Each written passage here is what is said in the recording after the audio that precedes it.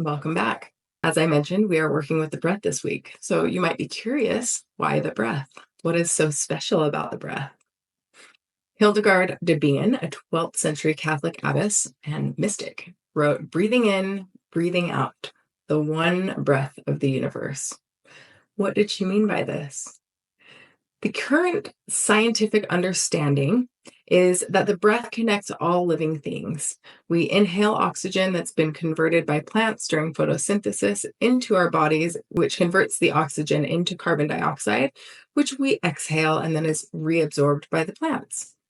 So this is pretty common knowledge, and I'm sure you know this, but even deeper than that, actually, is that the oxygen and carbon molecules that we inhale and exhale were actually formed by the process of nuclear fission in the centers of stars. So we are not separate from the universe. We are the universe. And every breath that we take helps sustain life on our planet. If you want to geek out on some science stuff about this, I've included a link down below this video. It is unrelated to meditation practice, but I find it interesting and think maybe you will too. So as profound as this is, it actually has nothing to do with why we use the breath as an object of our practice. So take a moment and feel your body breathing. If you have a hard time connecting with it, then you can put your hand on your chest or your belly, and that will help you feel it a little bit.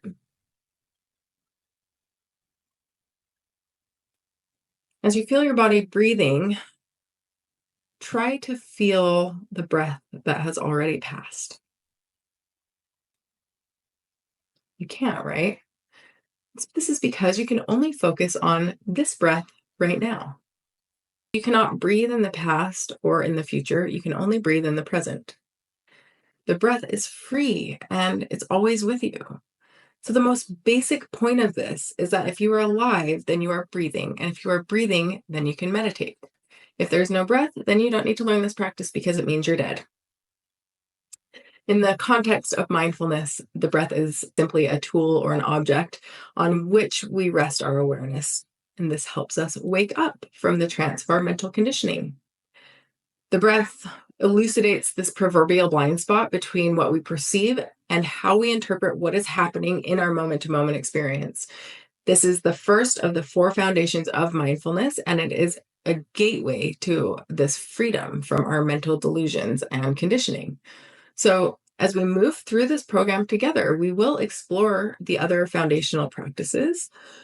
In this course, you will also learn how to work with the body, emotions, thoughts, other mental phenomena, how to practice loving kindness and compassion.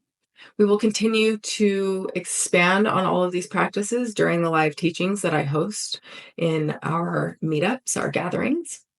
So these are all of these different gateways. They're also called doors to liberation from, again, our unnecessary mental suffering.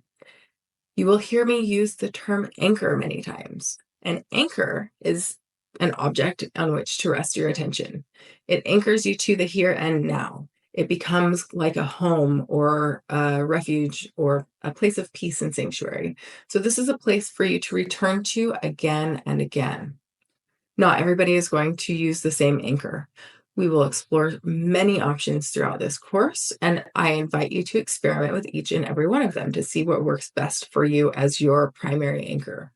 So the breath might not be the best anchor for you, and that's okay. I'll give you an example. There was another mindfulness teacher who graduated from the same program as I did, and he is a quadriplegic. He cannot feel his body breathing. Another example might be somebody with a lung disease, somebody with COPD. So feeling the breath might bring on anxiety or fear. So if you do struggle to connect with the breath, there's nothing to worry about there. Just give it a try. And then later on in this module, we will work with sounds as the anchor. And for some people, that's just better. So again, if the breath is not the most accessible anchor for you and you notice that you start to struggle to connect with it, then just remind yourself that it's okay and not to be discouraged, because you are, again, going to learn many other ways to practice. However, the breath is usually the easiest and most accessible anchor for most people, and it is what the Buddha taught first. So considering he was the expert on this subject matter, I am not going to reinvent the wheel there, and we will start with the anchoring on the breath. In the beginning, you are probably going to notice that you are distracted a whole lot more than you're actually paying attention to your breath. This is not wrong. In fact, this is completely normal and actually a part of the practice. So if your mind is wandering incessantly, as it probably will, you are not meditating incorrectly. And actually, the only wrong way to meditate is by not doing it at all. So actually, the moment that you recognize that you have been distracted and you bring your awareness back to the breath or whatever anchor it is that you're working with is the practice. It is that moment of noticing what your mind is doing, including being distracted. That is that moment of mindfulness and presence. As I mentioned before, this isn't a concentration practice. It is an insight practice. And also, as I mentioned, concentration is going to eventually strengthen as a sort of side effect of paying attention to one thing in a repeated manner. But it is also important to understand that that is not the goal. Concentration is not the goal. In fact, the only real goal is just to sit and practice. Buddhists meditate so that one day we can recognize our own Buddha nature or our enlightened qualities and become awakened. And in order to do this, we have to begin unraveling this mental web of bullshit in order to see clearly.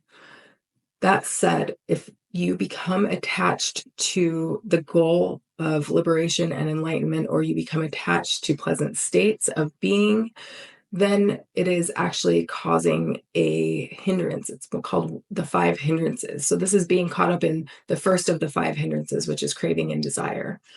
I'll talk more about the hindrances later. So it is best not to have any goal other than just to sit and practice and observe what your mind is doing right now, over and over. And again, taking care not to judge your experience or yourself when you do inevitably become distracted. You will be sitting for a certain amount of time, and then eventually you will realize that you have completely forgotten that you're even meditating. You're so lost in thought that you have completely lost the point of what you're doing. Oh, yes, I'm meditating. And then bringing your awareness back to the breath. And then eventually some thought will come that'll hijack you and take you out. And maybe a couple thoughts later, you'll notice, bring your awareness back to the breath. Or it might be towards the end of your practice, you'll notice, oh, wow. And oftentimes you don't even know how long you had been distracted. So you will have a lot of insights as you practice this, but it's unlikely that you're going to have a bunch of deep insights the moment you recognize that you've been lost in thought. They actually might not even come at all during your seated practice. Most of the time, they happen in everyday waking life that they come into awareness. Like you'll be at the grocery store looking through apples or thumping a watermelon to see if it's ripe and have this sudden, oh, snap, kind of moment that you get some insight to your life and your habitual patterns of thinking and being. So one of my favorite teachers, his name is Mingyur Rinpoche. He says this is about short moments many times. So we're noticing that we are distracted again and again. And every time we come home to the breath, to our anchor or our refuge, we are creating a little bit more space between our thoughts and our conditioned reactivity. So we begin to see things much more clearly when we have space. We become less reactive and more responsive. We respond with wisdom. This means that we can actually choose how we respond to both internal stimuli and external stimuli. We begin to see more clearly and become in more control of how we respond, not just to our thoughts and experiences, but also to other people and other things that are happening outside of us. This is particularly important in relationships, not just with ourselves, but with others. Now, before we practice for the first time together, I would like to share a couple of stanzas from a beautiful poem written by a woman called Donna Martin. And this poem is called The Breath is Life's Teacher. I'm only going to read a couple of stanzas, but the full poem is below this video in a document. Observe me, says the breath, and learn to live effortlessly in the present moment. Feel me, says the breath, and feel the ebb and flow of life. Allow me, says the breath, and I'll sustain and nourish you, filling you with energy and cleansing you of tension and fatigue. Move with me, says the breath, and I'll invite your soul to dance. Make sounds with me, and I shall teach your soul to sing.